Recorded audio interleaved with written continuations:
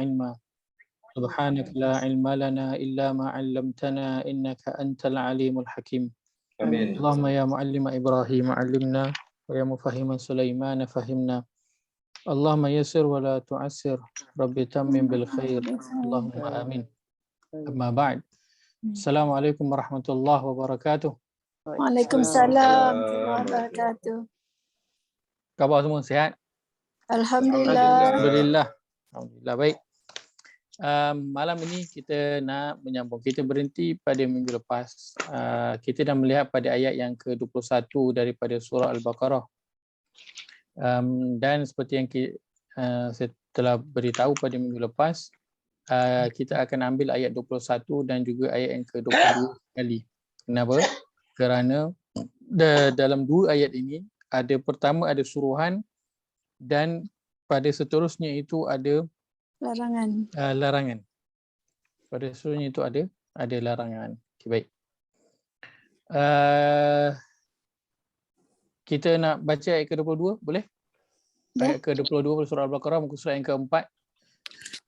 Surah Al-Baqarah ayat yang kedua. Kita baca pada ayat 21 lah sebab dia ceritanya sekali. Baik. Allah berfirman, A'udzu billahi minasyaitonir rajim. A'udzu billahi minasyaitonir rajim. Ya ayyuhan nasu u'budu rabbakumul ladzi khalaqakum wal ladzina min qablikum la'allakum tattaqun.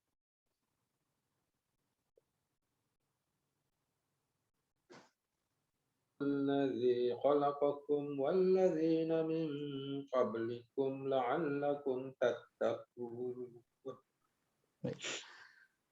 الذي جعل لكم الأرض فراشا والسماء بناء.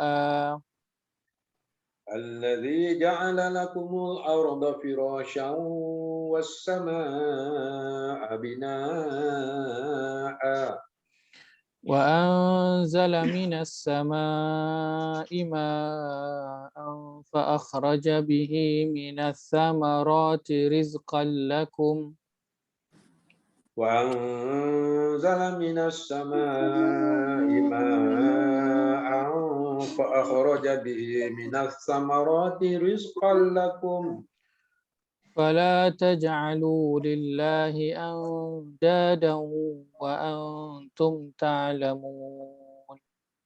فلا تجعلوا لله أندادا وأنتم تعلمون. Terjemahan. Makna dia? Wahai manusia, sembahlah Tuhanmu yang telah menciptakan kamu dan orang-orang yang sebelum kamu agar kamu bertakwa. Ayat 22. Dialah yang menjadikan bumi sebagai hamparan bagimu dan langit sebagai atap. Dan dialah yang menurunkan air hujan dari langit. Lalu dihasilkan dengan hujan itu buah-buahan sebagai rezeki untukmu. Kerana itu janganlah kamu mengadakan tandingan-tandingan bagi Allah, padahal kamu mengetahui. Baik. Kalau kita lihat di skrin dua perkara yang kita nak highlightkan, iaitu pertama suruhan daripada Allah Azza wa Jalla iaitu u'budu, beribadahlah ataupun abdikanlah diri.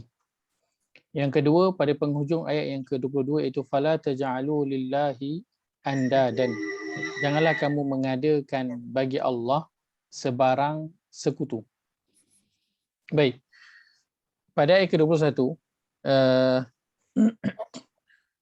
Allah menyeru manusia secara keseluruhannya, tidak mengira agama dan juga bangsa, agar mengabdikan diri kepadanya. Kenapa? Allah beritahu sebabnya ialah kerana Allah itu telah menciptakan mereka dan juga telah menciptakan orang-orang sebelum kamu. La'allakum tattaqun, mudah-mudahan kamu beroleh takwa.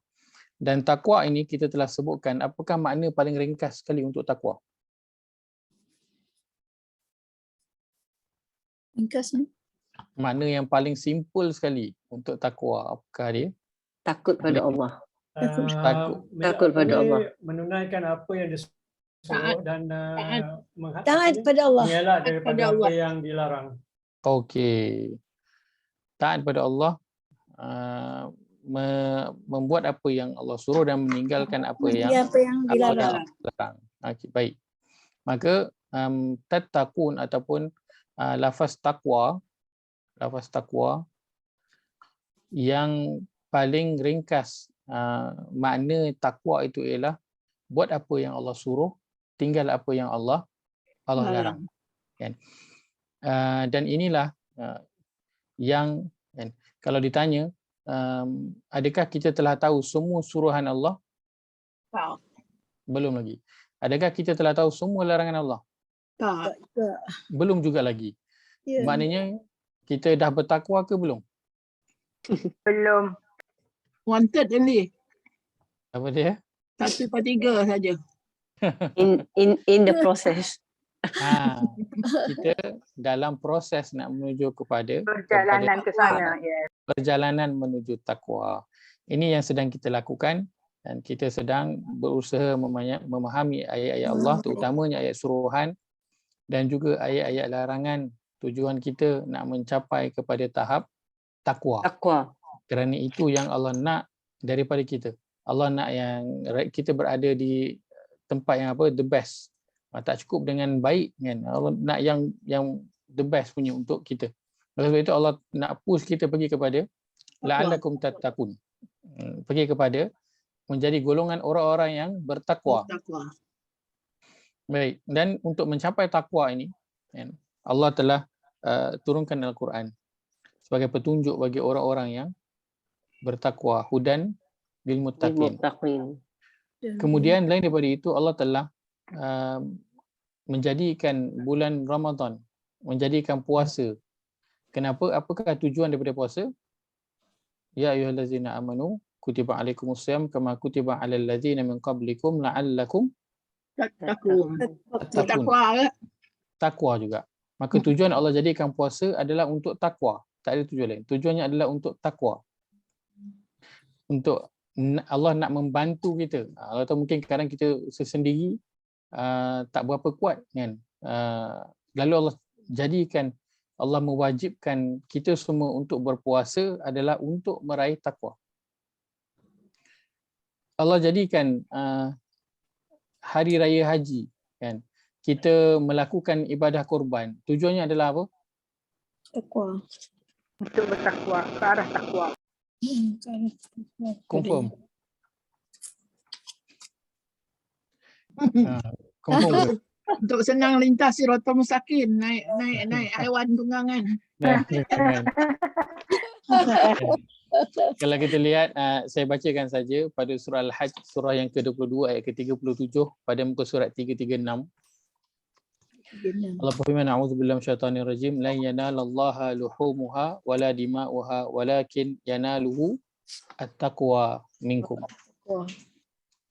Terjemahan, daging dan darah binatang kurban atau hadiah itu tidak sekali-kali akan sampai kepada Allah, tetapi yang sampai kepadanya ialah amal yang ikhlas yang berdasarkan takwa. Yang sampai kepada Allah adalah at-taqwa, itu yang sampai. Maka Allah jadikan hari raya haji, ibadah kurban, tujuannya juga adalah untuk meraih takwa. Kenapa? Kerana Allah nak sangat kita ini menjadi hamba yang bertakwa. Baik. Antara cara-cara dia lah nak mencapai takwa, ya Ustaz. Antara perkara-perkara yang Al-Quran sebutkan bagaimana cara untuk mencapai takwa. Pertama, menjadikan Al-Quran sebagai petunjuk. Alif Lam Mim zalikal kitabul la raiba fihi hudal lil muttaqin.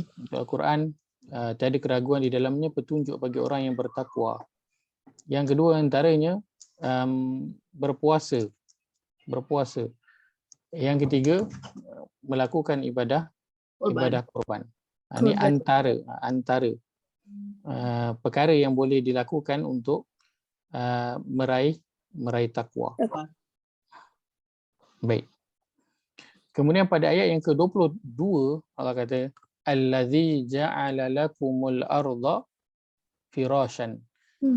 Dialah yang menjadikan bumi ini untuk kamu sebagai hamparan, Hamparan. firash. Betul. Firash ni hamparan, Hamparan. macam kapet. Untuk kamu duduk, untuk kamu tinggal.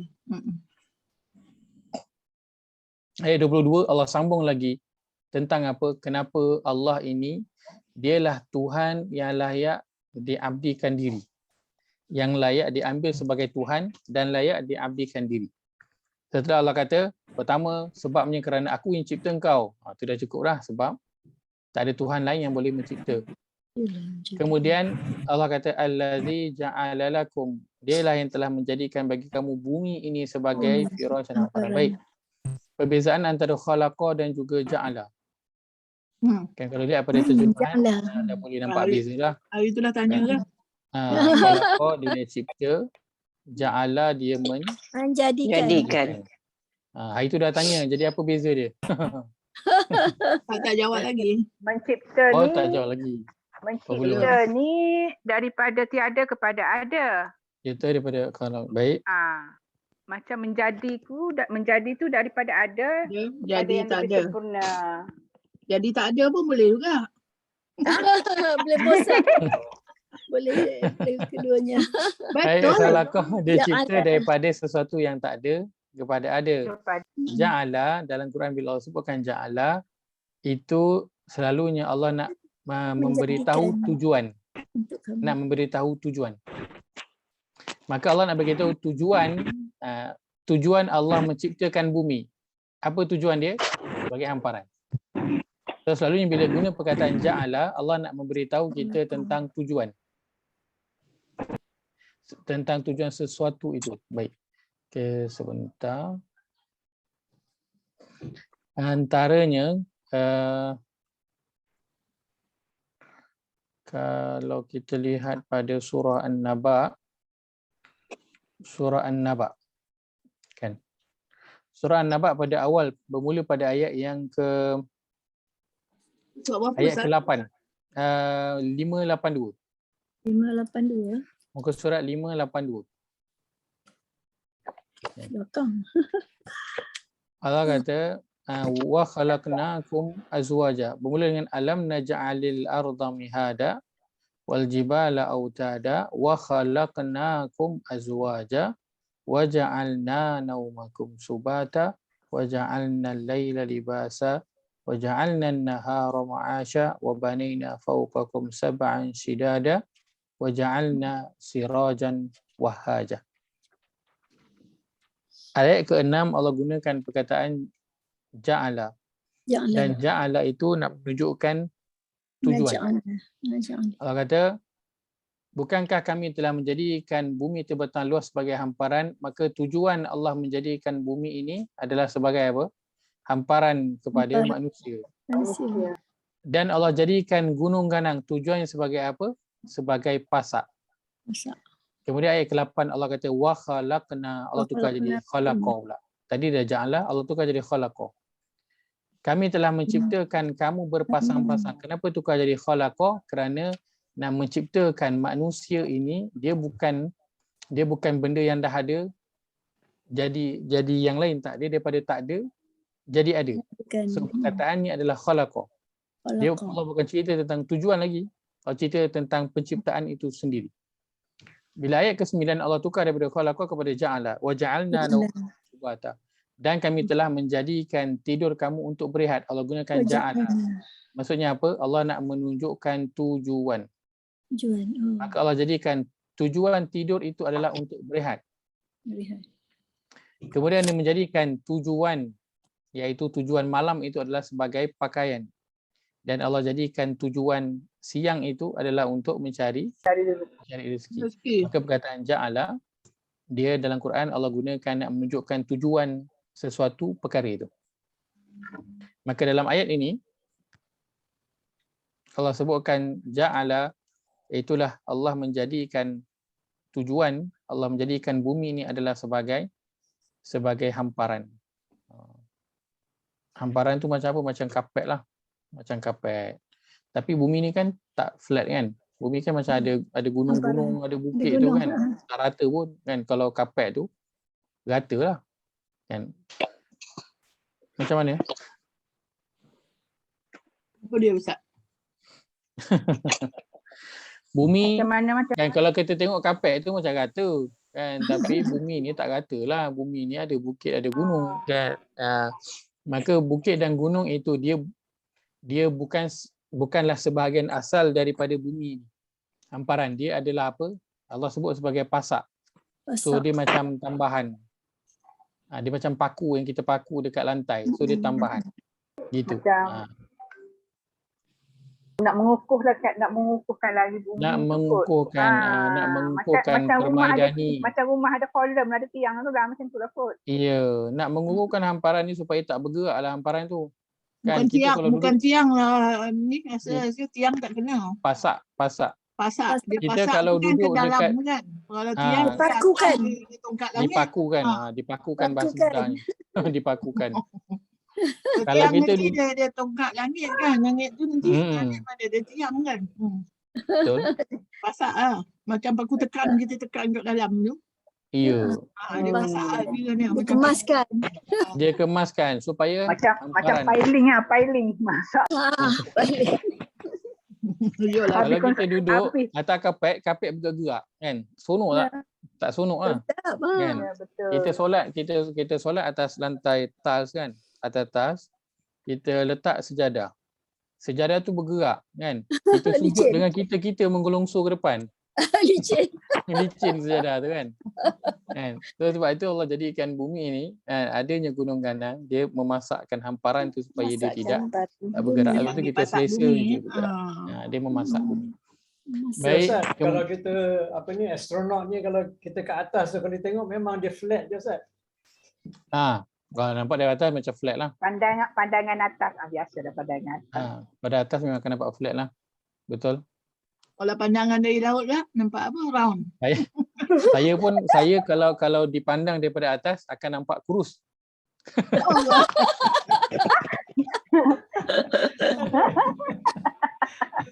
Wasama binaan, dan langit sebagai binaan ataupun sebagai bangunan yang dibina dengan kukuhnya. Wa anzala minas sama'i, dan kami turunkan daripada langit itu ma'an, air. Diturunkan daripada langit itu air hujan. Air hujan turun daripada langit ke turun daripada awan? Awan. Awan. Turun daripada awan. Tapi dia bukan turun daripada langit, dia turun daripada Awan. awan. Maka kenapa Allah letakkan dan diturunkan daripada langit, bukan diturunkan daripada awan? Sebab dalam Langit Quran pun tu ada perkataan atas. awan juga. Langit atas lagi pada awan. Dalam awan perkataannya as-sahab. Dalam Quran ada guna perkataan as-sahab. Tapi sini Allah tak letakkan as-sahab, Allah letakkan as-sama. Sama. Macam Ustaz cakap semalam lah kan? Apa dia? Yang Ustaz cakap semalam pasal as-sama. Ada ya? Sama. Salah ustaz tu kot. Banyak sangat Ustaz kot. Pula dah banyak sangat Ustaz ni. Banyak sangat ustaz tu tukar-tukar. Ustaz mana? Maaf Ustaz. As-sama tu untuk sesuatu yang berada di atas, yang tak melekat pada kita. Semua yang ada di atas, termasuk shilling, semua yang di Macam atas kita lah. macam benda yang atas kita. Betul. Masya Allah, betul. Perkataan as-sama dia menunjukkan selain daripada terjemahan kita letakkan langit lah. Kita letakkan as-sama ini terjemahannya langit. Tapi dalam bahasa Arab, sesuatu yang tinggi yang tidak boleh dicapai, maka itu disebut sebagai sama. Dalam bahasa Arabnya ulul makan, satu tempat yang tinggi. Kan, satu tempat yang Sama, tinggi. yang orang sebut sama ikan keli tu.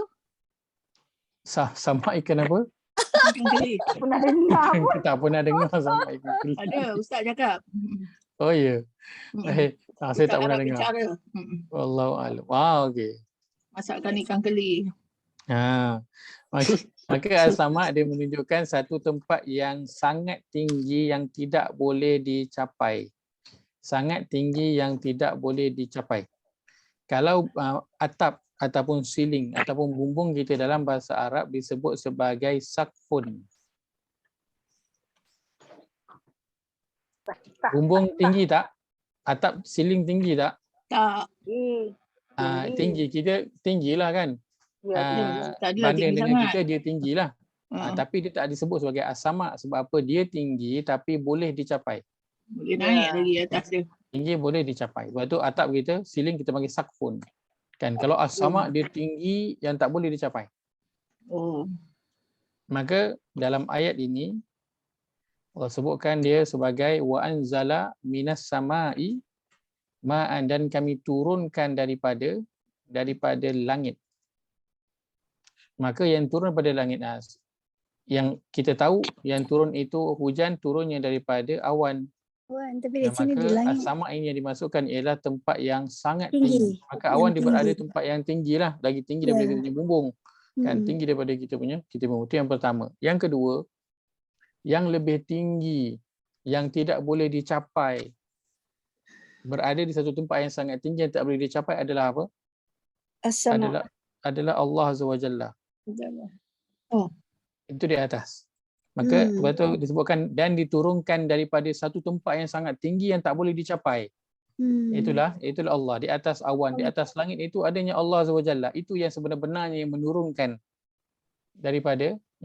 air hujan tu. Dan kita awan adalah sebagai apa? Kita sebut sebagai dia punya sebab je. Turun daripada awan. Air hujan turun daripada awan. Tapi di tempat yang satu tempat yang tinggi yang tidak boleh dicapai, itulah dia Allah Azza wa Jalla yang sebenar-benarnya yang menurunkan hujan. Sebab bila ada awan air hujan tak turun. Ada je awan yang air hujan tak turun, betul? Betul? Sebab yang dia kontrol kan? Yang mengawalnya adalah Allah Azza wa Jalla. Maka as-sama adalah langit, dan juga as-sama dia memasuk satu tempat ataupun satu perkara yang sangat tinggi yang tidak boleh dicapai. Baik. Maka bila Allah sebut wa anzala minas samai, ya ada Ustaz, soalan. boleh tanya sikit? Saya pun masuk. Kalau kata arash tu macam mana Ustaz? Lagi tinggi lagi? Lagi tinggi. Allah bersemayam di atas arashnya. Maka Allah tinggi lagi lah. Allah tak bertempat. Kalau cerita tentang itu, maka Allah dia ayat tu pun fauqa, di atas. So yang paling tinggi lah, al-a'la. Yang paling tinggi. Dia tinggi lagi pada langit. Wa anzala minas sama'i ma'an, dan ia telah menurunkan daripada langit itu air. Selain daripada Allah nak suruh kita lihat kepada air, iaitu air hujan, Allah juga nak suruh kita sedar bahawa yang benar-benar menurunkan hujan itu adalah satu zat yang tinggi, yang mengeluarkan arahan, yang mengawal, yang menentukan air itu boleh turun ke tak boleh turun. Baik. Kenapa kena sedar perkara ini? Kerana daripada air ini Allah kata fa akhraja bihi minas samarati, dan dia mengeluarkan dengan sebab air itu Allah mengeluarkan as-samarat, tumbuh-tumbuhan, dan terjemahan diletakkan lalu dikeluarkannya dengan air itu berjenis-jenis buah-buahan. Baik, perkara yang kita kena sedar ketika membaca ayat ini adalah kita kena sedar yang menurunkan air itu adalah Allah SWT. Itu yang pertama. Walaupun awan tu gelap hitam, tapi kalau Allah tak izinkan dia air untuk turun, maka dia takkan turun. Kan? Boleh tak macam tu? Boleh.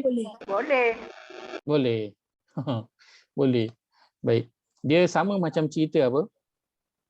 Sama macam cerita Nabi Ibrahim yang dicampak ke dalam api. Kan? Sepatutnya api itu adatnya adalah apa? Dia membakar. Ya, tetapi yang lebih daripada itu ialah Allah yang sebenarnya mengizinkan api untuk membakar. Maka bila dicampakkan Nabi Ibrahim, Allah tak izinkan api untuk bakar, bahkan Allah menyuruh api untuk jadi sejuk. Kan? Lalu api itu menjadi sejuk yang sejahtera kepada Nabi Ibrahim. Patuh api dia ya. Taatnya dia. Patuh api itu. Api bertakwa. Api pun bertakwa. Api pun takut dengan Allah SWT. Api kalau lawan yang kita mahu menang, siapa menang? Takut. Api menang lah kan. Kalau api mancis tu kita menang lah. Kalau api satu rumah, api hutan kan, kat mana Jangan hutan Ustaz. Australia tu kan, tak dapat lah. Tak dapat nak menang lah. Tapi itu pun dia patuh. Kenapa? Yang mengawalnya adalah Allah SWT. Baik. Ini penting. Kenapa? Sebab nanti kita nak kena faham satu perkara. Setelah Allah bagi tahu dialah yang sebenarnya menurunkan langit itu. Menurunkan air hujan. Kemudian Allah kata wa akhraja bihi, dan ia mengeluarkannya. Siapa yang keluarkan? Allah. Allah dengan asbab air itu dia keluarkan pelbagai jenis buah-buahan. Baik. Ada air hujan yang jatuh ke atas ladang tanaman. Adakah setiap biji benih yang ditanam akan tumbuh? Tidak. Tak. Itu semua kuasa Sedangkan Allah. ikut Ya Allah. adatnya adalah apa? Biji benih kena air, dia akan bercambah, dia akan mula tumbuh. Betul tak? Tapi Allah bagi tahu juga wa akhraja bi. Dia bukan kita perlukan saja kepada air hujan untuk turun.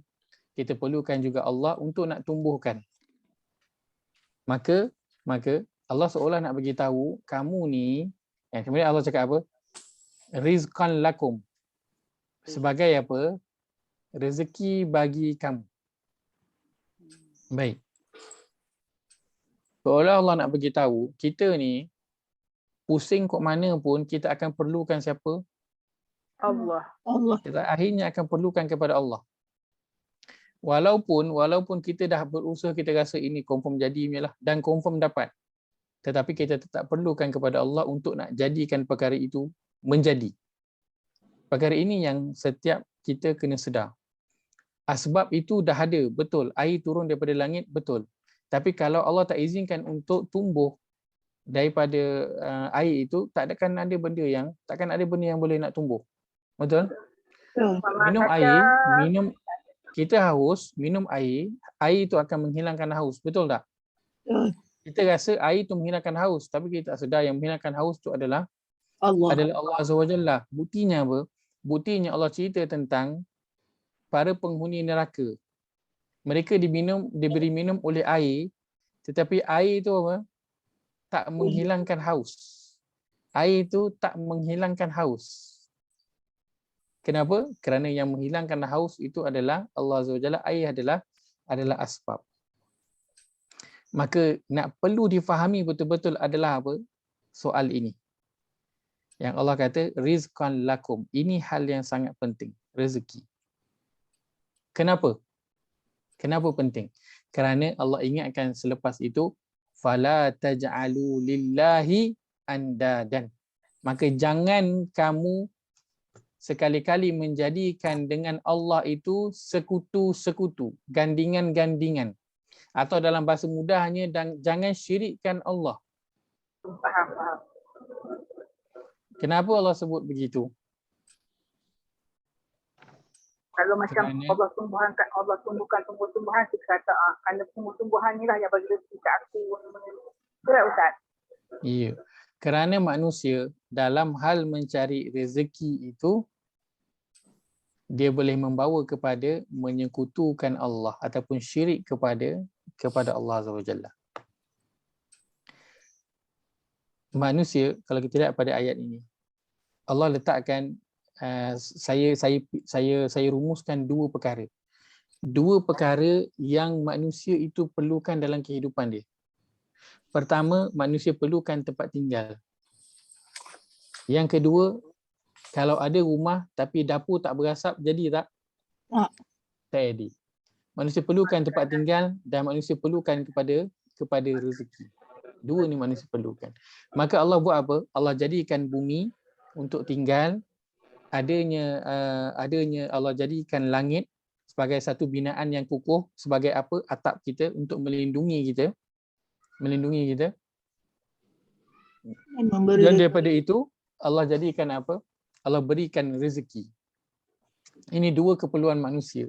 Tempat tinggal dan juga rezeki. Tapi yang paling penting, yang paling kritikal untuk diberi perhatian adalah perihal rezeki. Baik. Kita lihat pada surah yang ke-51 ayat ke-56.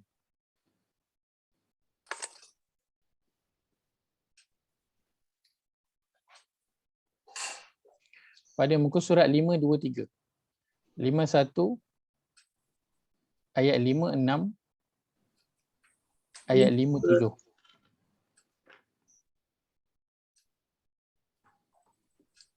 Ayat dan juga 58. Allah berfirman, A'udzu billahi minasyaitonir rajim.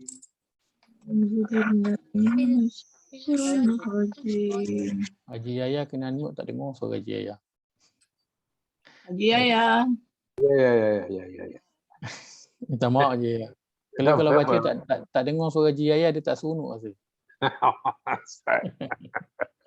Insyaallah. Wa ma khalaqtul jinna wal insa illa liya'budun. وما خلقت الجن والإنس إلا ليعبدون Ma uridu minhum min rizqin wa ma uridu an yut'imun.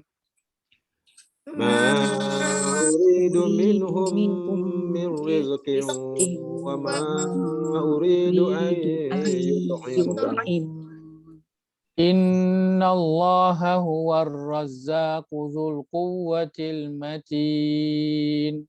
إن الله هو الرزاق ذو القوة المتين. Terjemahan, Aku tidak menciptakan jin dan manusia melainkan agar mereka beribadah kepadaku. Aku tidak menghendaki rezeki sedikit pun dari mereka dan aku tidak menghendaki agar mereka memberi makan kepadaku. Sungguh Allah, dialah pemberi rezeki yang mempunyai kekuatan lagi sangat kukuh. baik. Ayat 56 kita biasa tengok. Kan? Iaitu Allah kata, tidaklah aku menciptakan jin dan juga manusia, tujuannya tidak lain adalah untuk beribadah ataupun mengabdikan diri kepada aku, untuk jadi hamba. Baik, selepas daripada itu Allah terus sebut tentang apa? Rezeki. Makan. Aku tidak sekali-kali menghendaki sebarang rezeki pemberian daripada kamu. Aku tak nak pun apa-apa daripada engkau. Dan aku tidak menghendaki supaya engkau bagi makan ke aku. Engkau tak payah nak jaga. Allah terus sebut tentang apa? Tentang rezeki. Selepas Allah cerita tentang manusia, kita kena ibadah pada dia, Allah terus sebut tentang rezeki. Kenapa? Kerana yang menghalang, yang mencabar dalam urusan manusia nak beribadah ini, nak mengabdikan diri, cabarannya adalah pada bahagian rezeki. Pada bahagian ini, manusia menghabiskan masa dia, menghabiskan umur dia, menghabiskan keringat dia. Bahkan ada yang hingga tergadai dia punya apa? Ada tergadai maruah, ada tergadai integriti, ada yang tergadai adik-beradik, ada yang tergadai ahli keluarga, ada yang tergadai kawan-kawan. Kenapa? Soal rezeki. Bahkan ada yang sampai tergadai agama. Kenapa? Kerana soal rezeki. Sebab itu Allah sebut je Allah suruh bagi ibadah, Allah terus sebut tentang rezeki. Tak payah risau. Aku bukannya Tuhan yang kau nak kena suap makan. Bukannya Tuhan pagi-pagi nak kena letak limau ke, nak kena bagi ayam, tak perlu. Kan? Dialah apa? Ar-Razzaq. Dia satu zat yang maha memberi rezeki. Dia yang akan beri rezeki. Bukan dia nakkan rezeki daripada kita. Baik. Kita lihat surah yang ke-20. Kita tak perasan selalu Ustaz. Pasal yang ni, dua kaitan ni. Kita tak tahu dia yang menghalang banyak. Kadang tak perasan. Itu kaitan antara sebelum dan juga selepas dia memainkan peranan. Surah yang ke-20 ayat 132. Ayat 132 pada muka surat 321. Muka surat 321 surah Taha. Surah yang ke-20 ayat 132. Allah berfirman, A'udzu billahi minasyaitonir rajim.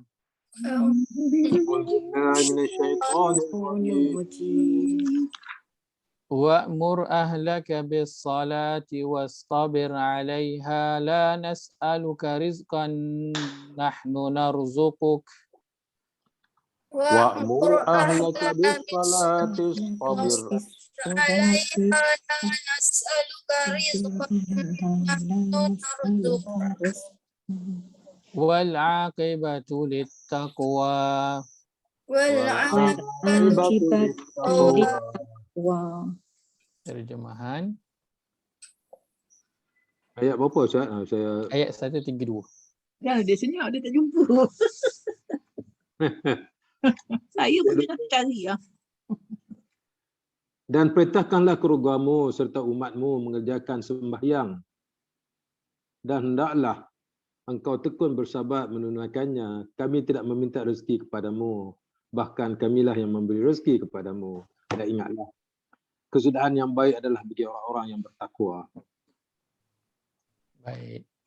Allah suruh penjaga, Allah suruh ibu bapa, suruh buat apa? Suruh ahli keluarga mendirikan solat.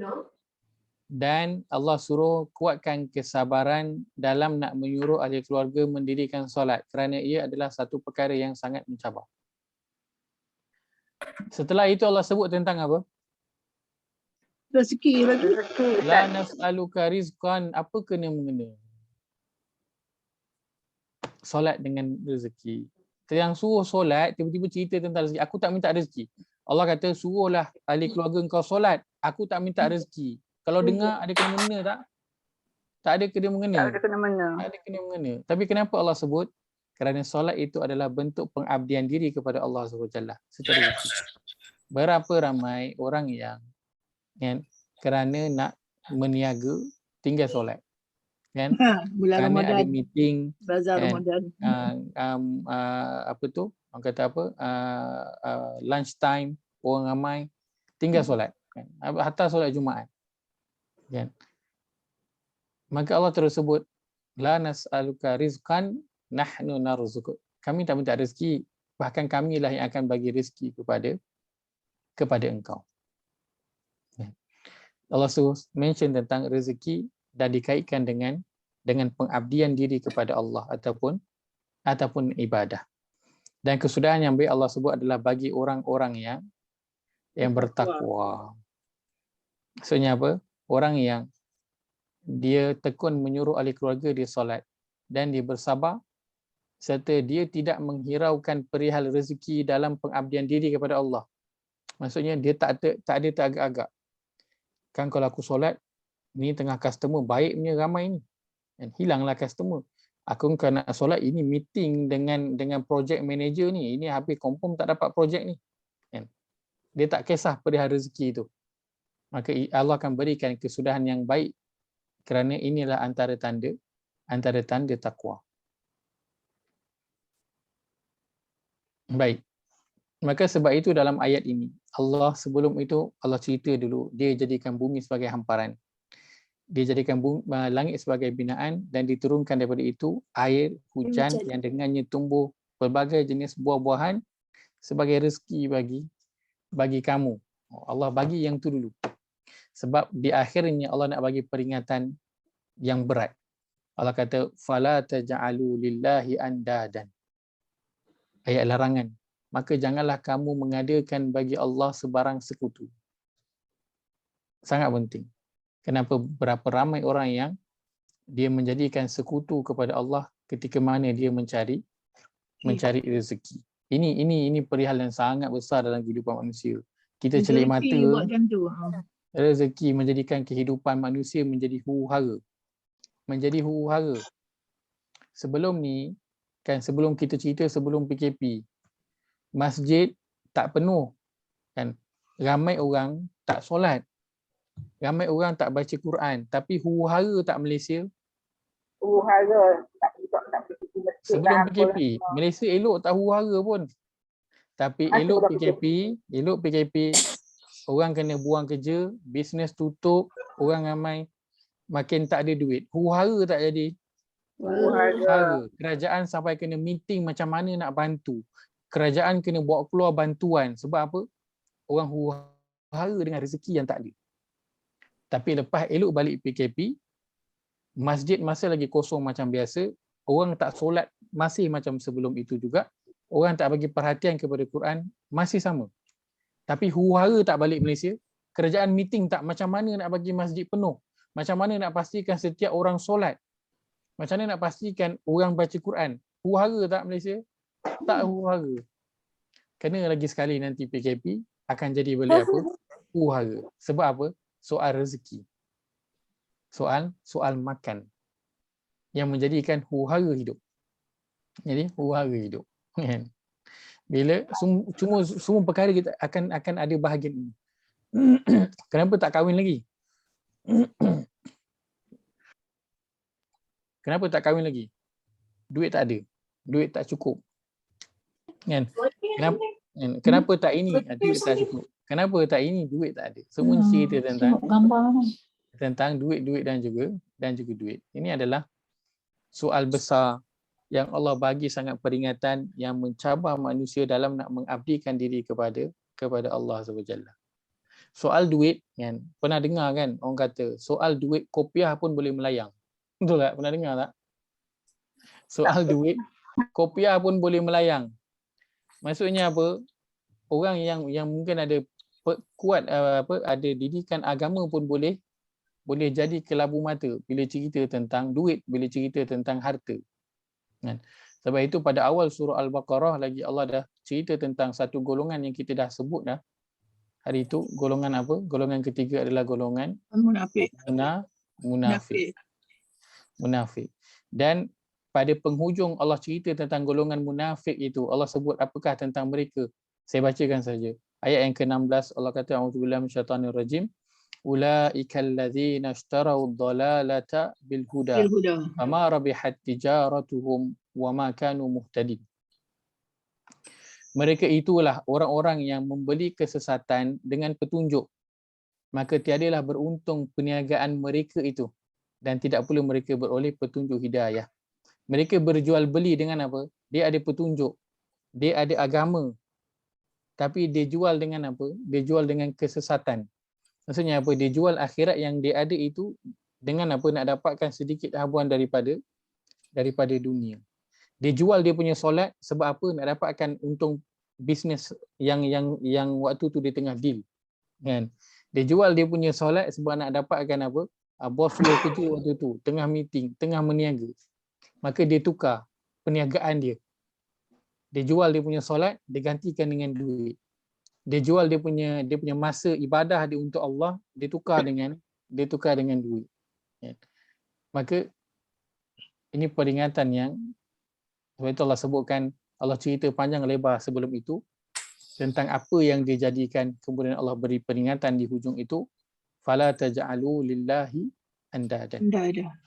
Maka sebab itu kalau kita lihat pada surah yang ke okey baik. Sebelum tu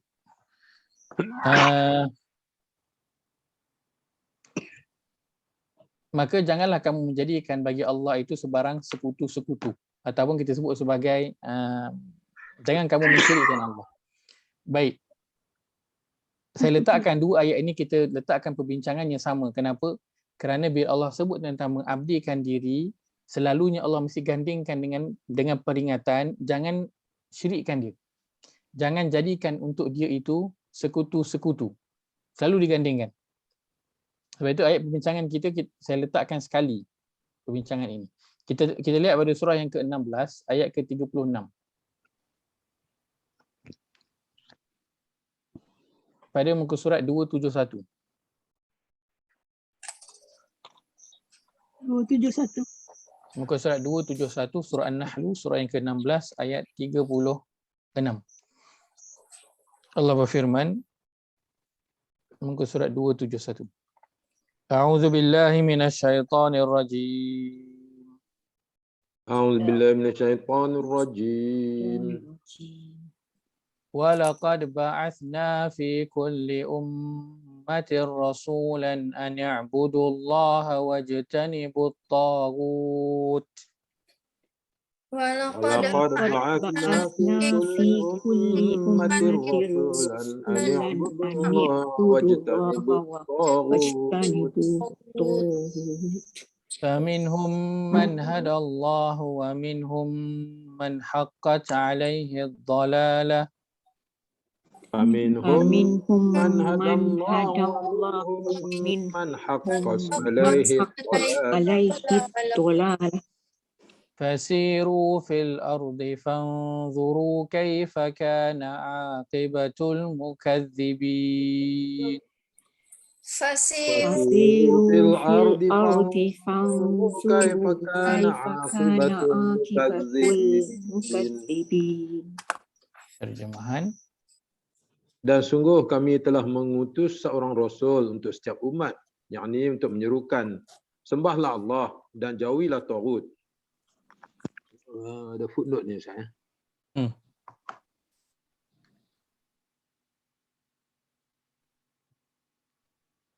Ambil apa? Tak nampak ah.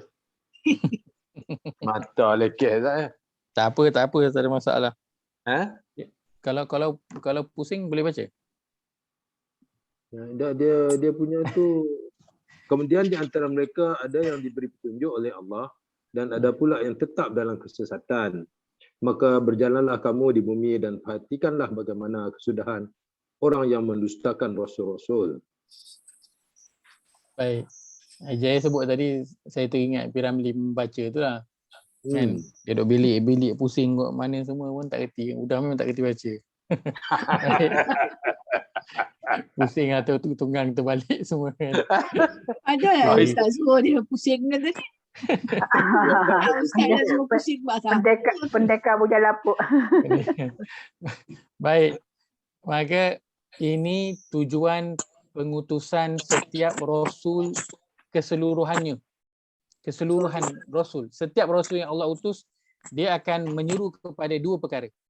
Itulah yang pertama, ani'budullah, abdikanlah diri kepada Allah ataupun sembahlah Allah. Yang kedua, wajtanibut tagut, jauhilah tagut. Ini dua. Setiap rasul dua perkara ni asasnya dibawa. Abdikan diri kepada Allah dan jauhi tagut, sama. Maka sebab itu dalam ayat yang kita baca pun Allah sebut perkara yang sama. Allah kata u'budu rabbakum. Lepas tu kat bawah Allah kata fala taj'alu lillahi andadan. Sama. Allah suruh abdikan diri kepada dia dan jauhi apa? Jauhi tagut. Jauhi tagut. Baik. Makna tagut apa? Syaitan dan apa saja yang disembah selain Allah. Masya Allah. Kullu ma'ubida min dunillah. Setiap apa saja yang disembah. Baik, bila kita sebut setiap apa saja yang disembah selain pada Allah, kita membayangkan orang yang menyembah berhala lah. Tetapi ubidah ini adalah setiap apa yang disembah, setiap apa yang ditaati, setiap apa yang diikuti, setiap apa yang diabdikan diri, itu semua masuk dalam tagut. Ya, dalam tagut. Baik. Dalam hadis saya kongsikan di sini, Nabi SAW bersabda, riwayat dari Imam Al-Bukhari, an Abdullah radhiyallahu anhu qala qultu ya Rasulullah ayyu dhanbi a'zam qala an taj'ala lillahi niddan wa huwa khalaqak. Dari Abdullah radhiyallahu anhu mengatakan, saya bertanya, wahai Rasulullah, dosa apakah yang paling besar? Baginda menjawab, engkau menjadikan tandingan bagi Allah padahal dialah yang menciptakanmu. Padahal dialah yang menciptakanmu. Baik. Niddannya, niddan, perkataan niddan. Ini adalah singular. Perkataan singular untuk ada. Tadi itu, yang tadi itulah fala taj'alu lillahi andadan. So ni dia punya plural, sekutu-sekutu. Plural macam tu pula je, minta maaf. Itu peluru. P-L-U-R-A-L. Bentar. Baik. Ini adalah plural dia. Dia punya singular adalah niddan ataupun niddun. Kita samakan baris atas dia, tak apalah. Baik. So ini dua perkataan dia, singular dan juga dia punya plural dia. Sebentar. Baik. Nidun ni apa? Niddan ataupun anda dan dia adalah tandingan. Dalam sini letakkan tandingan. Dan dia juga adalah sekutu-sekutu. Dan selain daripada yang kita gandingkan dengan Allah SWT. Baik. Maka ini termasuk pada bahagian apa? Ini termasuk pada bahagian apa? Ini masuk pada bahagian yang perkataannya kita lebih familiar, iaitulah kita sebut sebagai syirik. Kita sebut dia sebagai syirik. Niddan, tandingan perkataan yang kita biasa, dia disebut sebagai syirik. Baik. Yang saya nak highlightkan ialah syirik kita semua tahu. Syirik terbahagi yang besarnya ada berapa? Ada Syirik akidah. Ada yang besarnya ada dua lah. Yang besarnya ada dua, iaitulah syirik yang apa? Syirik akidah. Kita ada syirik yang kecil dan juga syirik yang besar. Kan? So kita ada syirik kecil. Yang kedua kita ada syirik besar. Yang kita panggil syirik asghar dengan syirik akbar. Syirik kecil, syirik besar. Baik. Syirik kecil ni yang kita fahami macam apa? Apa tu? Allahumma salli Muhammad, macam riak, antaranya riak kan? Syirik kecil. Baik. Saya tak nak bincangkan mengenai syirik kecil. Yang saya nak bincangkan adalah syirik besar. Syirik besar. Kenapa nak bincangkan syirik besar? Kenapa syirik besar? Kita keluar dari kan kita kan suka semua yang besar-besar. Kan kalau beli kambing nak yang paling besar. Beli ayam nak paling besar. Kan kalau beli barang nak diskaun yang besar. Semua yang besar. Kan sebab syirik yang besar ataupun syirik akbar ini syirik asghar, syirik akbar. Syirik akbar ini kesannya sangatlah besar. Nama pun syirik besar, maka kesan dia pun besar, iaitulah membawa seseorang itu terkeluar daripada agama. Baik. Yang pertama dinamakan sebagai, ni saya letak ni dalam bahasa Arab yang saya tulis dalam bahasa Melayu dulu. Pertama namanya dalam bahasa Arab disebut sebagai,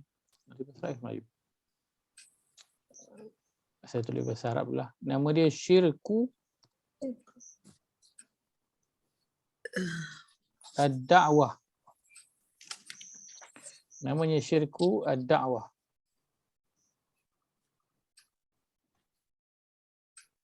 Okey. Sebentar.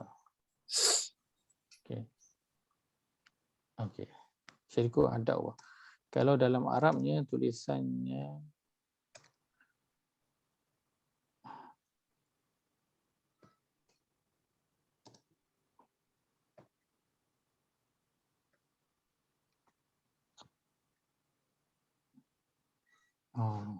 senyap sunyi sikit saya rasa.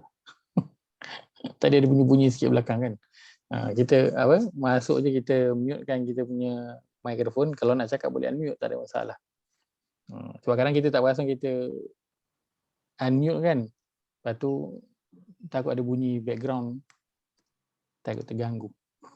Baik, syirkud dakwah maksudnya lah apa? Syirik, kalau kita terjemah. Dakwah maksudnya apa? Apakah maksud dakwah? Ni boleh unmute dulu. Syirkud dakwah, apakah maksud dakwah?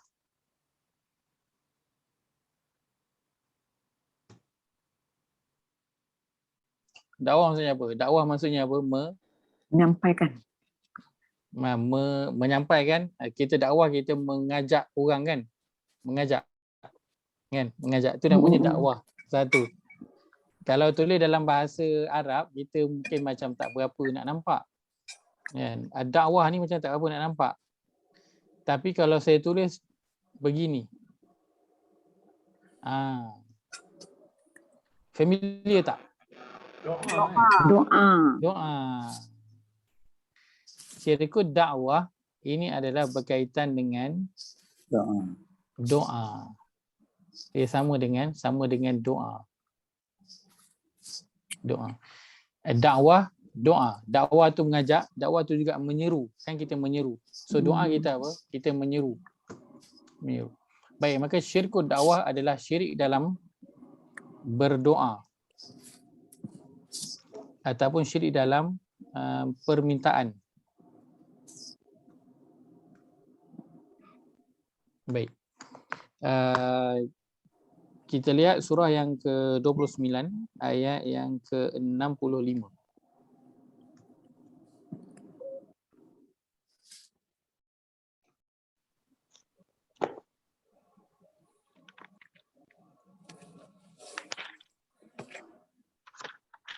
Pada muka surat 404.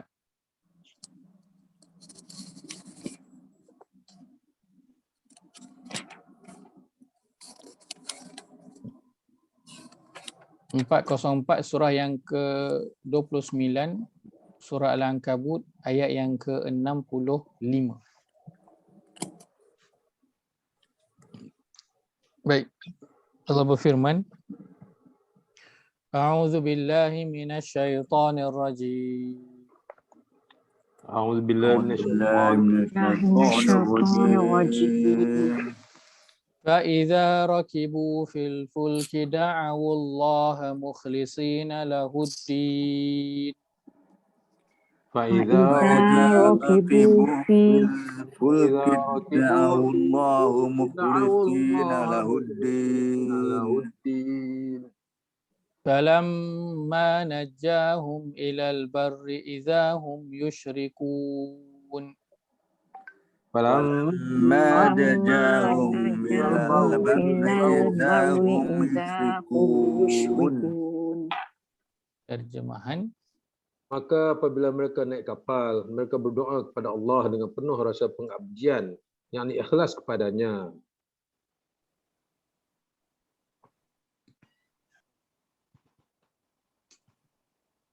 Sampai situ juga?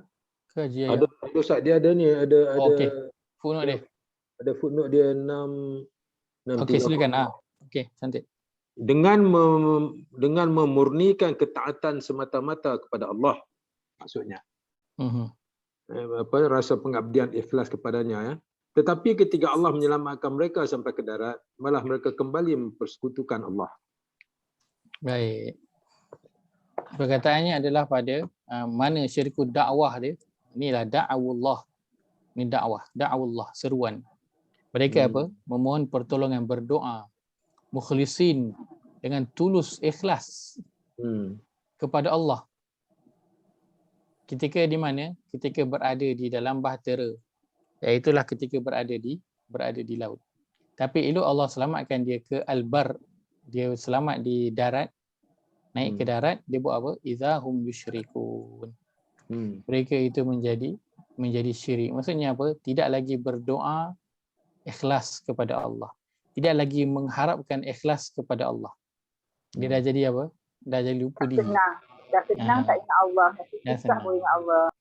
Itulah manusia ketika berada di langit, ketika berada di udara dan ketika berada di laut. Doanya itu lain macam dengan ketika berada di darat. Betul tak? Betul. Kita kalau nak berterbang, doa dia tu lain macam. Doa tu lain macam. Masa turbulence, Ustaz. Masa turbulence lagi. Atas kapal terbang tu, ya Allah. Ya. Goyang sini, goyang sana. Bila lah benda ni nak terjun. Betul. Kena air turbulence je memang kita kelang kabut dalam tu. Kalau kena yang air pocket tu, lagi tu. Tengah jalan, pop kata terbang jatuh ke bawah. Dah. Sebab apa? Udara tak ada kat situ kan. So, tak boleh lalu. Jatuh ke bawah. Ada udara tu baru ada jalan. Mengelumpur dalam tu. Lepas tu apa? Memang berdoa, memang habis-habisan dekat Allah. Janji. Segala apa yang boleh janjilah waktu. Janji buat baik, janji solat, janji ni, janji tu, segala janji semua janji. Tapi waktu berada di udara, balik ke darat, Allah sampaikan dia di destinasi dia. Jadi apa? Lupa habis. Idza hum yusyrikun. Lupa balik pada Allah Azza wa Jalla. Balik macam dia yang sebelum itu. Maka ini masuk pada bahagian apa? Bahagian syirkul dakwah ataupun syirik dalam berdoa ataupun permintaan. Permintaannya tulus ikhlas hanya pada waktu-waktu yang tertentu dan khususnya pada waktu yang dia terdesak sahaja. Begitu juga dengan orang apa yang berdoa kepada selain daripada Allah Azza wa Jalla. Dia minta dengan kubur ke, dia minta dengan pokok ke, dia minta dengan apa-apa saja yang dirasakan ada keramat. Yang dia minta dengan keris ke, apa saja yang dia ada keramat, dia bukan berdoa, dia minta. Doa tu minta lah, permintaan. Yang dia bukan doa wahai keris ke, wahai pokok ke, wahai kubur. Dia bukan doa, tapi dia minta. Bagilah aku ni, bagi itu doa lah tu, dia minta. Kan? Doa maksudnya adalah permintaan. Selain daripada maknanya adalah seruan. Maka syirik ini pada permintaan ataupun berdoa yang mana ia hanyalah boleh dilakukan mukhlisin lahuddin, hanya boleh dilakukan ikhlas ataupun hanya untuk Allah sahaja. Tak boleh berdoa meminta kepada selain daripada Allah. Selain daripada Allah tak boleh.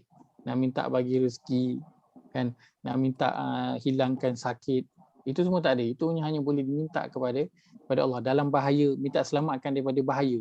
Minta selain daripada Allah, mintalah untuk wali ke, minta pada ulama mana ke, tak boleh. Minta hanya boleh pada Allah SWT sahaja. Maka Allah sebutkan dalam ayat tadi tu idza hum musyrikun. Allah sebut tentang sampai je ke darat mereka terus berlaku apa? Syirik balik. Maka gandingkan doa yang ikhlas itu dengan doa yang syirik. Ini bahagian yang pertama, itulah syirku ad-da'wah. Baik. Maka kita dalam nak kembali pada ayat kita bincangkan kan. Kaitannya dengan apa? Dengan rezeki. Kita dalam nak mencari rezeki, banyak tak kadang yang kita duk minta, kita berharap lebih kepada makhluk daripada kita berharap kepada Allah. Dalam kita nak mencari rezeki, kan? Berapa banyak yang kita berharap kepada manusia, kita berharap satu benda tu jadi, kita harap dia bagi, kita harap kita dapat. Kita berdoa bersungguh lebih daripada kita berharap meminta kepada Allah SWT. Sampaikan apa yang dia suruh buat, semua kita buat. Seolah macam kalau kita tak ikut cakap dia, memang tak ada rezeki lah kita. Lalu dia suruh apa pun kita akan buat. Asalkan dapat apa yang pencerahan Ustaz. Dia sudut rezeki tu. Ustaz, pencerahan Ustaz. Silakan. Saya confused sikit di sini. Sebab apabila kita maknanya begitu, kepahaman saya ini begitu rigid maknanya dia tak boleh tidak. Habis di mana letak usaha kita Ustaz? Baik. Macam mana kita nak balancekan usaha kita untuk apa ni, usaha kita supaya ada hasil, ada rezeki kita, dan juga dengan apa ni, doa kita kepada Allah tu. Jadi macam mana kita nak balancekan Ustaz? Sebab apa? Saya nampak dalam perbincangan ini seolah-olah kita tidak ada option. Ni masuk waktu dah ni. Bos kata, sekejap lagi you tolong pergi settle benda ni Ustaz dulu. Ni masuk waktu semayang ni, saya nak ikut bos ke saya nak pergi semayang? Jadi kalau keadaan macam tu, mana kata kita, kalau kita apa nama ni, nak pergi semayang dulu, kerja tak siap, bos duk tunggu. Kalau kita delay semayang, kita syirik. Jadi apa pilihan? Dan tapi Allah tu dia Maha Pengampun, Maha Pengasih, Maha Penyayang. Bukan kita dalam melakukan itu sampai kita tinggal semayang langsung, tidak.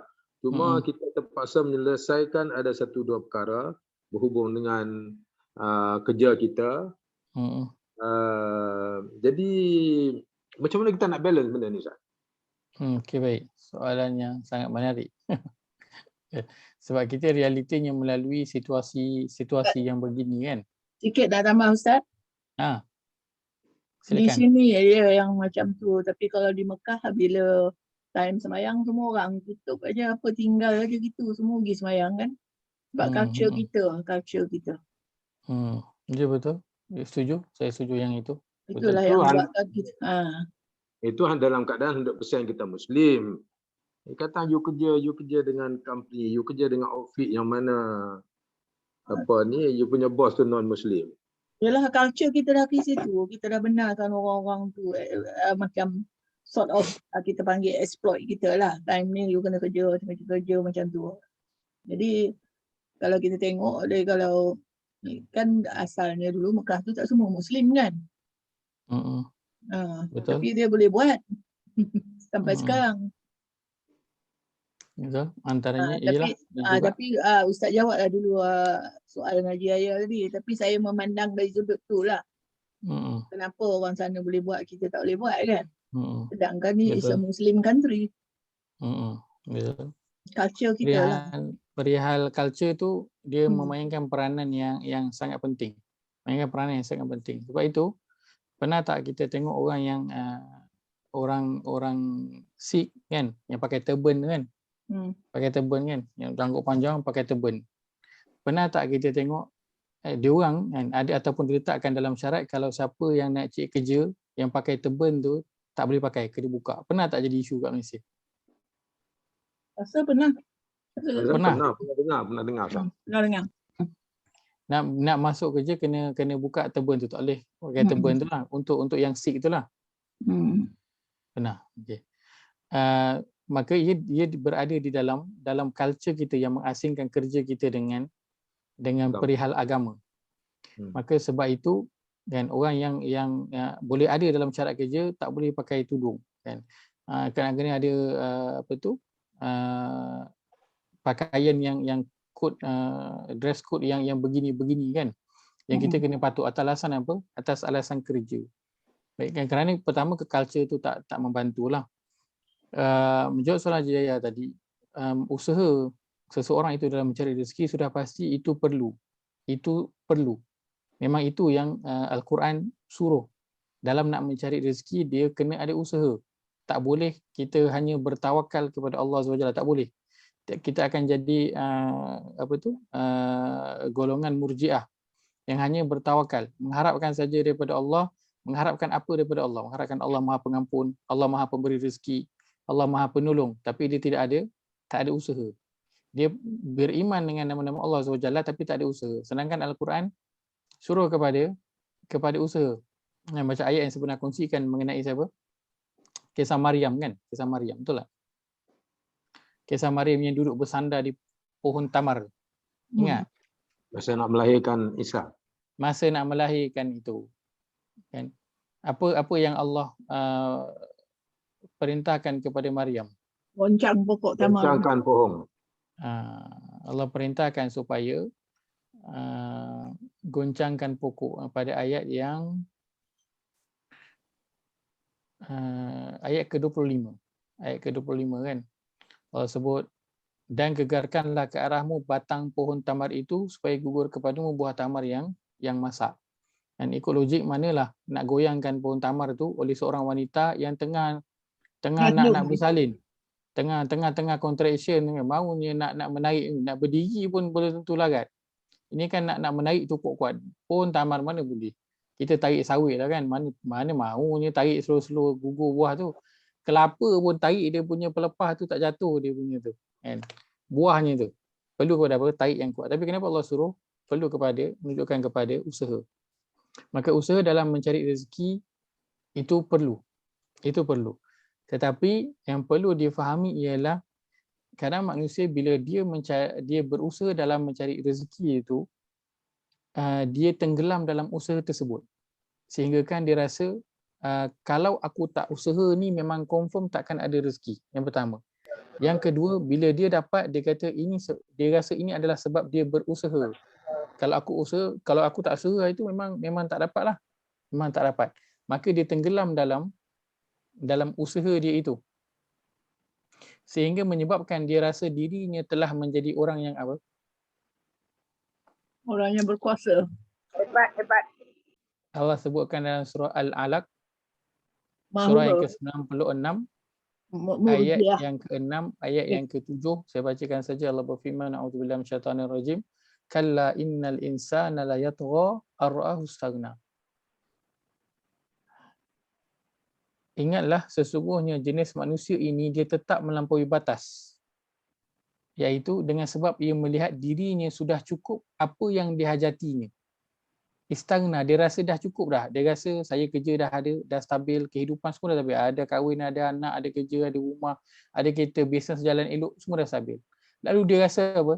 Dia dah cukup dah tak berhajat lagi kepada apa-apa lagi. Sehingga kan dia hilang, dia tenggelam dalam usaha itu, dia tak ada lagi mengharapkan kepada Allah SWT. Maka usaha itu memang kena dilakukan. Mesti dilakukan. Kalau tak, Nabi tak perlulah nak berusaha macam-macam kan. Nabi boleh je, Nabi kata Allah ni boleh bagi aku kenyang terus, tapi tak. Ada banyak dalam hadis Nabi keluar waktu malam sebab apa? Sebab lapar. Pergi cari sesiapa untuk bagi makan. Betul tak? Sebab perlu kepada usaha. Tapi manusia selalunya ditenggelam dalam usaha dia. Dia rasa dengan usaha dia tu dia dapat apa yang dia dapat itu dengan usaha dia.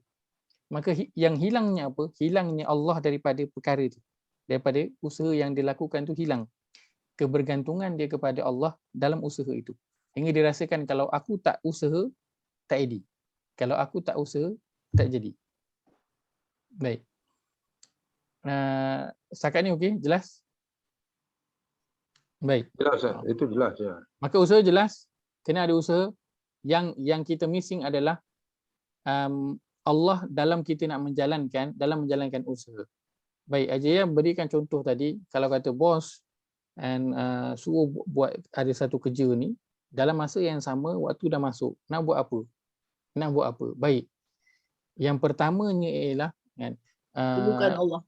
Orang yang dia kalau kita sebut ni dia akan jadi macam nampak agama ni macam ke belakang tau. Itulah apa, kita dahulukan dulu solat daripada perkara yang lain. Tapi orang kata akan nampak agama ni macam ke belakang, betul tak? Betul tak? Bila kita kata kita solat je, cakap kat bawah kejap lagi settle. Saya nak pergi solat dulu. Kan? Bunyinya macam agama ni membelakangkan orang daripada apa? Daripada maju ke depan. Betul tak? Okay. Sedangkan yang kita nak pergi sembah tu adalah Tuhan apa benda? Dalam ayat yang kita bincangkan tadi, Allah sebut dia siapa? Pencipta. Pemberi rezeki. Wa ma khalaqtul jinna wal insa illa liya'budun. Kami tak jadikan jin dan manusia melainkan untuk mengabdikan diri. Kemudian Allah sebut tentang apa?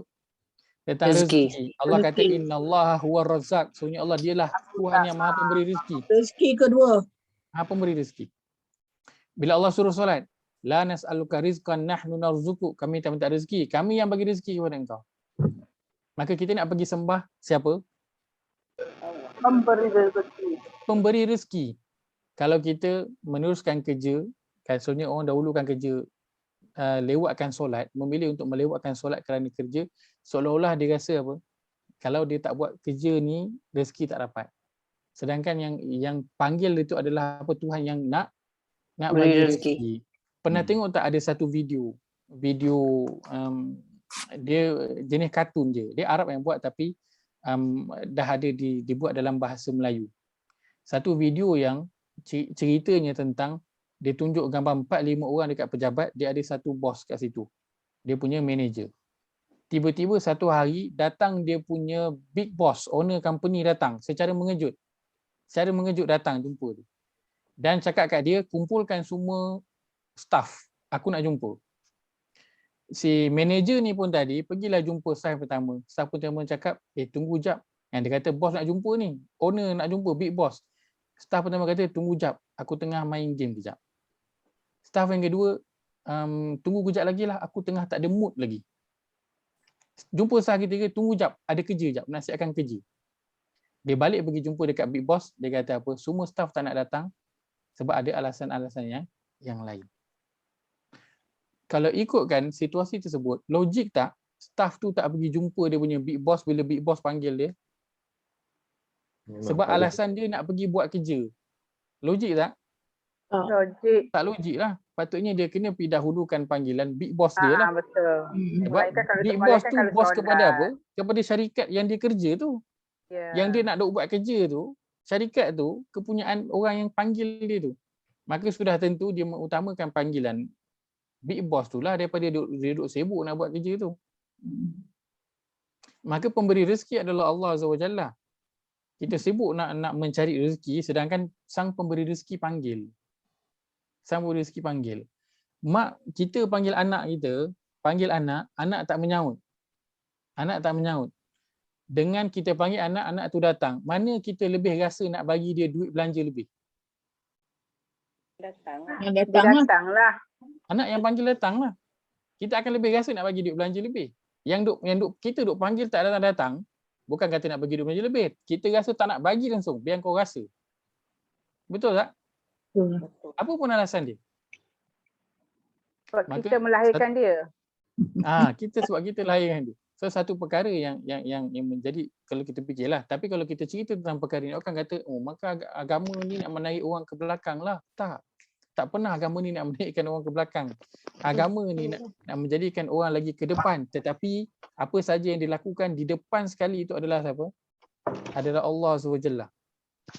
Apa yang dia buat semua nanti akan balik kepada Allah SWT. Para sahabat, solat 5 waktu tak pernah tinggal. Panggil berjihad tak keluar. Tetapi adakah dia menjadikan Abdul Rahman bin Auf miskin? Dia miskin tak dia? Solat 5 waktu. Setiap kali jihad pergi, miskin tak? Tak miskin. Uthman bin Affan, setiap jihad yang kita dah bincangkan berapa banyak diinfak, berpuluh juta, beratus juta sekali diinfak untuk perang Tabuk. Menjadikan dia miskin tak dengan dia pergi menjawab solat dan pergi berperang? Tak menjadikan dia miskin pun. Kita jadi kaya mana dengan tak solat itu ataupun lewatkan solat? Kalau kita cerita tentang situasi yang sekali-sekala, maksudnya hari itu kebetulan bos datang ada bagi ekstra kerja. So nak siapkan kejap dan lewat pun kita jangka lewat tak lewat sangatlah. So kalau sekali-sekala sepatutnya tak boleh, tapi kalau kita nak kira bolehlah juga. Tapi kalau benda tu dah jadi setiap hari, maka dia dah masuk pada bahagian yang tidak patut dilakukan. Kita kalau tengah lapar, nak tak kita tunggu sampai ke bulu baru makan? Tak, kita kalau lapar kita pergi apa? Kita pergi makan. Kalau haus, pergi minum. Dan kenapa kalau Allah panggil nak bagi rezeki, kita tak nak? Cakap apa? Ya Allah, tunggu jap. Aku nak pergi cari rezeki. Sedangkan siapa yang nak luluskan rezeki tu? Allah yang nak luluskan. Kita duk sibuk nak pergi cari rezeki yang kita tak hiraukan tukang lulus. Nak dapat projek, kita pergi budik tukang nak bagi projek tu ke tak sepatutnya? Pergi budik tukang nak bagi projek lah. Boleh mudah lagi dapat projek. Ni kita tak nak. Pergi duk sibuk dengan orang yang bawah tu. Duk tinggalkan apa yang tukang owner projek tu. Kita tak nak spend masa dengan dia.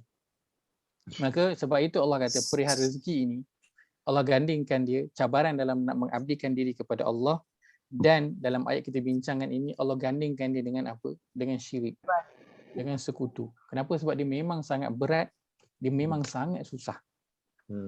Dia perkara yang kritikal. Sampai Allah gandingkan dengan syirik. Kalau kita tengok, ya Allah pergi cari rezeki dengan syirik, jauhnya. Pergi cari rezeki, keluar pagi, balik petang cari rezeki dengan syirik, jauh sangat. Tapi kenapa Allah gandingkan? Kerana memang ada kemungkinan kalau Allah sebut sudah pasti perkara itu akan ada terjadi. Ya. Maka sebab itu orang yang dia dah biasa, bila dah biasa solat lewat, akhirnya akan apa? Jadi rutin dia. Akhirnya akan tinggal satu waktu. Tak apalah qada. Nanti tinggal satu waktu, tak apalah qada. Akhirnya dia akan jadi makin terbiasa dengan perkara dan juga situasi itu. Ustaz. Ya, saya. Ya, Ustaz, saya faham apa penjelasan Ustaz. Kalau sini saya tengok pada diri saya lah. Bila Ustaz explain ni selalu saya reflect balik. So nampaknya Ustaz, masalah dia di sini is kepahaman tu tidak ada pada kita di zaman kita bekerja. Kefahaman prioriti dalam pekerjaan, dalam mengabdikan diri pada Tuhan, benda tu tak ada. Zaman tu sama ada kita tak belajar, sama kita tak diajar, sama ada kita tak disuruh ataupun ditegur. Sebab budaya kerja kita macam tu aje lah, relax, tak ada apa benda. Macam Ustaz kata tadi lah kan. Sesak aja cari Tuhan, lega sikit lupa. So jadinya apa tu, dalam diri tu tidak ada jati diri yang kuat lah Ustaz. Sebab Ustaz masa tu tak lahir lagi kot. Tentu ke situ pula. Sebab kita tak Kita tak dipahamkan. belajar, kita tak belajar, kita tak tahu apa Hari ni baru baru betul. dengar tu. Tu sebabnya orang kat Mekah, Madinah tu pop tutup semua bisnes. Dia itu Betul. rezeki tapi dia terus pergi sembahyang. Apa Tak terlambat untuk ubah. Tak terlambat untuk ubah. Look forward, what's past is past. Yalah betul saya cuma bukan apa maknanya ini nasib baiklah ada kelas ni. Kalau tak ada kelas ni tak tahu juga lagi. punya teruknya kita kan, kepahaman kita tentang agama kita kan. Baca Sebab Quran tak ada bukan yang main. menerangkannya. Tak ada yang menerangkan kepada kita macam Itu tu. inilah yang peliknya. Ni saya nasib baik terjumpa Hajar Nuriah. Bila saya tak terjumpa, tak ketemu Hajar Nuriah, tak tahu juga sampai bila. Itu Tuhan gerakkan tu. Semua dari Tuhan tu. Itu yang kita pernah dengar. Kita pernah dengar tak situasi yang bila ditanya kenapa engkau tak tegur dia, kenapa engkau tak nasihat dia, terutamanya orang yang lebih tinggi lah daripada dia kan, bos dia ke ataupun orang yang jawatan dia lebih tinggi. Dia kata macam mana aku nak cakap, aku orang bawah, kalau aku cakapkan kena buang kerja. Betul? Kalau aku cakapkan kena buang kerja, aku cakapkan kena buang kerja. Maka kepercayaan kita adalah pada apa? Pada kerja tu yang memberi rezeki kepada kita. Kita kata beriman kepada, sebab tu Allah banyak mencerita tentang beriman kepada yang gaib, beriman kepada perkara yang gaib. Yang gaib itu antaranya adalah Allah SWT.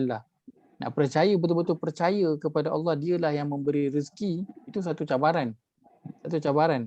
Kalau orang yang dia boleh kata, kalau aku cakap ni, aku tegur dia memang habis, aku kena buang kerja. Kan? Sebab apa? Dia tak yakin. Kalau dia kena buang kerja, dia rasa bila dia kena buang kerja tu habis lah, hidup terlangkup habis lah. Tak ada dah rezeki. Tak ada dah rezeki. Ustaz, masalah dia, Ustaz, dia bukan soal tak ada dah rezeki Ustaz. Masalah dia, apa yang ada dalam rumah dia tu semua dia hutang. Ya, betul. Bulan depan tak dapat gaji, macam mana nak settle tu? Furniture, TV, kereta, betul. barang makan. Betul. Nampak tak Ustaz? Betul. Jadi dia nak itu situasi realitinya. Realitinya begitu. Realitinya begitu. Tapi kepercayaan kepada Allah itu yang itu susahlah. Memang mencabarlah, saya akui dia mencabar nak buat.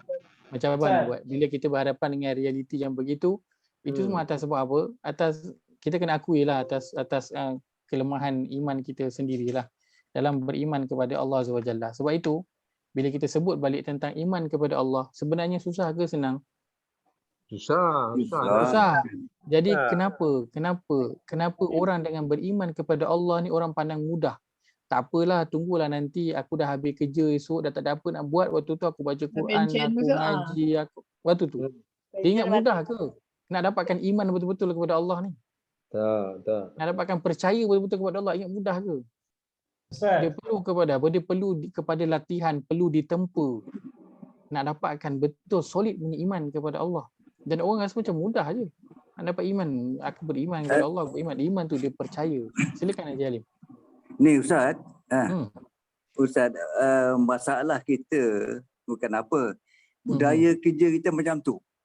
Macam Pak Ayah kata, sampai sekarang pun macam tu juga. Kalau ada meeting, waktu solat, dia terus je nak berhabis. Jadi kita kena ada tarbiyah dari segi perbuatan kita untuk tidak cerit. Kita kena buat. Kita kena buat dan kita kena mula untuk tukar. Kalau tak, kita akan hanyut dengan cara yang beginilah sampai ke anak cucu, sampai ke bila-bila pun. Kita akan hanyut dengan cara yang sama. Tapi satu perkara ialah kenapa kan bila ada je masalah dalam hidup, masalah rezeki, masalah keluarga, masalah anak-anak, setiap orang akan tahu nak buat apa. Dia nak buat apa? Doa pada Allah. Setiap orang akan tahu nak berdoa, setiap orang akan Berdoa tahu pada nak Allah. balik minta dekat Allah. Kenapa waktu tu dia tahu yang boleh tolong dia Allah je. Tapi waktu dia senang dia tak pernah pun rasa Allah tu ada. Yang bagi dia semua yang dia ada ketika tu. Tapi bila kena je dia susah, dia tahu dah nak buat apa. Doa ke Allah. Minta dekat Allah. Tahu pula. Kenapa waktu senang dia tak rasa pun. Waktu dia tengah ada jawatan, tengah ada gaji banyak, dia tak rasa pun yang dia kena dahulukan Allah. Tapi bila dia susah, dia tahu pula nak cari kat mana. Tapi Dia kena yakin dengan Allah, Ustaz. Yakin dan Kena yakin dengan Allah. Malam senang ataupun susah ya. Sebab itu Allah sebut tentang ayat yang ini, iaitulah apa, bila pergi kat laut, waktu tu berdoa ikhlas. Balik kat darat, lupa. Situasi kita sama. Waktu muda, waktu sihat, waktu tengah kaya, tengah ada jawatan, lupa. Itu waktu dekat darat tu. Waktu kita dah tua, waktu bisnes masalah, waktu PKP, itu semua waktu dekat laut. Waktu tu apa? Mukhlisin lahuddin. Betul-betul berdoa minta dekat Allah. Bila ada masalah, itu adalah waktu kita dekat laut, waktu kat udara. Sebab kita dah tak ada apa lagi kita gantung harap. Tapi bila dekat darat, kita rasa kita stabil. Darat tempatnya apa? Stabil. Sebab tu kita bila hidup kita stabil, kita rasa okey, memang lupalah. Akan lupa kepada Allah. Tapi yang peliknya, macam mana teruk pun orang tu, macam mana teruk pun dia ada masalah, dia mesti ingat ke Allah. Mesti ingat ke Allah. Betul Ustaz, betul. Tapi pada setiap kali pun kita menghadapi situasi itu, pernah tak Allah tolak kita? Allah kecewakan kita? Tetap tak pernah. Walaupun kita bila Allah bagi itu, kita akan balik-balik yang sama, Allah tahu. Tapi bila setiap kali pun Allah tak pernah, orang putih kata apa, tak pernah turn down kita. Tak pernah. Tak pernah tolak tepi, tak pernah. Ya. Tapi kita bila ada balik, kita teruslah lupa kepada Allah, macam ayat tadi sebut izahum yusyrikun. Sampai je darat, terus balik macam cara yang lama. Kenapa manusia bersifat macam Ustaz? Adakah kita ni sebagai orang tidak bersyukur sebab berlakunya apabila susah baru ingat Allah, bila senang kita lupa. Jadi tak ada kesyukuran daripada kita bila ditimpa musibah. Kerana kurang kepercayaan kita kepada Allah Jalla. Kurang percaya kepada Allah. Itu cabaran dia. Antaranya yang cabaran bila personally lah saya kata, bila saya buat kelas kan, cabarannya bila saya terpaksa cancel kelas. Nak cancel kelas tu dia macam satu cabaran. Kenapa tahu? Kalau cancel kelas nanti tak dapat tak dapat dah saguhati kan. So cabarannya kau mengajar tu sebab apa sebenarnya? Kau mengajar tu sebab apa? Sampai kalau nak cancel, fikir dua kali nak cancel tu. Walaupun kita ajar Quran, kita ajar perihal agama, cabaran tu tetap ada. Kebergantungan kepada Allah, nak betul-betul percaya Allah itu Maha Pemberi rezeki, dia satu perkara yang situasi mencabar yang kita akan hadapi di sepanjang hidup kita. Selagi nak kena suap makanan dekat mulut, selagi tu cabaran nak percaya Allah tu Ar-Razzaq, pemberi rezeki, dia memang satu perkara yang susah lah. Setiap orang menghadapi perkara yang sama. Kita nak berusaha meningkatkan kepercayaan kita kepada Allah. Kita sebut iman, kita tak berapa nampak, tapi iman tu adalah apa? Percaya. Kita nak tingkatkan kepercayaan kita kepada Allah hingga apa? Hingga kalau dihulurkan tangan ataupun dihulurkan tali itu, kan, kita boleh meletakkan beban berat kita sepenuhnya pada tali dan tangan yang menarik. Sebab apa? Kita percaya sepenuhnya dengan tangan dan tali itu yang pasti akan tarik kita. Kan? Kita tak ada gantung dah, tak ada fikir, tak ada fikir panjang. Itu percaya yang kita nak dapat dengan Allah SWT. Dan ia satu cabaran dalam realiti kehidupan kita. Sebab itu Allah kaitkan rezeki ini dengan apa? Dengan ibadah. Dengan pengabdian diri kepada Allah. Memang dekat. Rezeki ini, kalau kita terakhir, ini last. Kalau kita lihat, kalau kita boleh gambarkan, dia begini bentuk dia. Di sini letaknya rezeki, Allah gandingkan rezeki ini tadi dengan apa? Dengan ibadah, betul? Dengan pengabdian diri. Dengan abdikan diri. Baik. Sebelah sini ada apa? Allah kata, ayat kita bincangkan hari ini, fala taj'alu lillahi andadan. Kat sini dia ada apa? Kat sini dia ada syirik. Dia ada gandingan. Dia ada sekutu. Maka ini gambaran dia. Manusia dalam mencari rezeki, ini cabaran dia. Sama ada dia akan ke sini ataupun dia akan ke sini. Sebab itu para sahabat dengan rezeki, bertambah tak ibadah dia kepada Allah, bertambah tak infak dia? Bertambah. Allah tambah lagi rezeki dia, infak dia lagi tambah. Allah tambah lagi rezeki dia, solat malam dia, puasa dia, sedekah dia, tolong orang dia lagi banyak. Bukan bertambahnya, tambah rezeki. Malangnya ada orang yang bertambahnya rezeki dia pergi ke sini. Antaranya siapa? Qarun. Antaranya Qarun. Bertambah rezeki dia Allah bagi berlimpah ruah. Dia jadi apa? Qala innama utituhu ala ilmin indi. Dia percaya dengan apa? Aku dapat semua kekayaan ni sebab apa? Ilmu yang aku ada, lalu aku kerja, usaha aku tu yang bagi aku rezeki.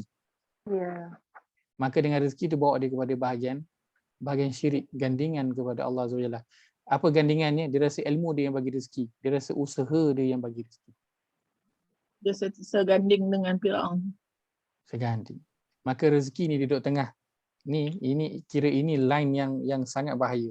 Orang dengan rezeki akan pergi makin jadi dekat kepada Allah. Dan dengan rezeki juga orang boleh jadi makin jauh. Bahkan bukannya jauh yang jauh sikit-sikit. Jauh yang terus nanti langsung tak boleh nampak Allah, dicampakkan ke neraka Allah SWT. Walaiyazubillah. Maka sebab itu ayat 22 ini dia sangat-sangat penting untuk diberi perhatian. Ayat larangan yang sangat besar. InsyaAllah kita akan sambung pada minggu hadapan. InsyaAllah. Itu saja saya kongsikan pada minggu ini. Moga ada manfaat daripada ambil. Saya mohon maaf jika ada tersalah kata, terkasar bahasa. Aqulu qawli hadza wa astaghfirullahal azim li wa lakum. Allahumma ja'al hadza jama'ana jam'an marhuma. وتفرقنا من بعده تفرقا معصوما اللهم إنا نعوذ بك من علم لا ينفع ومن قلب لا يخشع ومن نفس لا تشبع ومن دعوة لا يستجاب لها ربنا اغفر لنا ولإخواننا الذين سبقونا بالإيمان ولا تجعل في قلوبنا غلا للذين آمنوا ربنا إنك رؤوف رحيم ربنا آتنا في الدنيا حسنة وفي الآخرة حسنة وقنا عذاب النار وصلى اللهم على نبينا محمد وعلى آله وصحبه أجمعين. Walhamdulillahirabbil alamin. Kita tutup majlis kita dengan tasbih kifarah. Ustaz, sikit Ustaz. Boleh tanya sikit tak? Silakan. Ustaz, ayat yang 132 tadi. Itu ayat-ayat suruhan kita ambil sekali lah ya. Ayat 132 surah apa tadi yang okey, surah Taha. Okey. Kita nak masukkan dengan ni. Menyuruh keluarga solat. Ayat suruhan kan? Ayat suruhan, betul. So kita dah ambil lah ayat tu kan, tak payah lagi go through. Ayat tu bahagian awal, bahagian keduanya rezeki tu kita dah ambil lah. Cuma wa'mur ahlaka bis solat tu kita akan lalu jelas sekali nanti tentang suruhan untuk solat tu. Tentang suruhan untuk solat. Kita tak ada cerita tentang solat, kenapa solat, rukun solat, tak adalah, kita tak cerita tentang solat lah. Tapi kenapa solat dia datang kemudian, dia punya perintah tu jauh kan, surah berapa tadi? Surah 20 ke apa tadi? Surah 20, betul? Betul. Jauh kan? Betul. Padahal kat Baqarah tu banyak kata solat situ yang situ pula dia punya elaboration dia kan. Nanti mungkin kita boleh lihat pada perbincangan nanti pada sampai ayat, ayat situ nanti insya-Allah. Okey. Terima kasih Ustaz. Baik, jazakumullah khairan. Terima kasih semua. Barakallahu fikum. Terima kasih. Kita jumpa lagi pada minggu depan. Terima kasih Ustaz. Terima kasih Ustaz. Assalamualaikum.